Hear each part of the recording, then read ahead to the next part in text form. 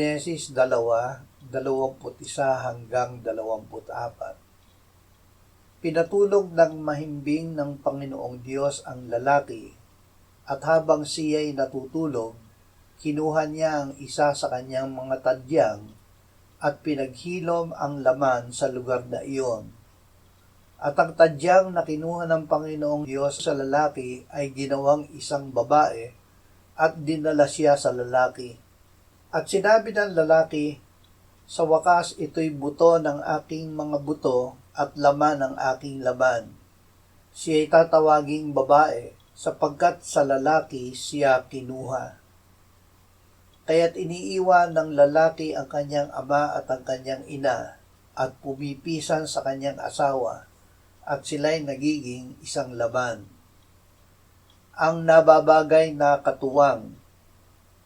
Dahil ang mga hayop ay hindi katuwang na nababagay sa tao, nilikha ng Diyos ang babae mula sa tadyang ng lalaki.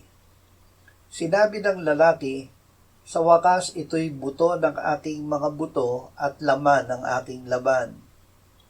Nilikhang gayon ng Diyos ang lalaki at babae upang sa kanilang pagsasama sila ay maging isang laman. Ang kanilang katawan ay para sa isa't isa lamang. Ito ay may espiritual na bunga kaugnay ng ating relasyon sa Diyos. Siya na nakikisama sa Panginoon ay nagiging iisang espiritu na kasama niya.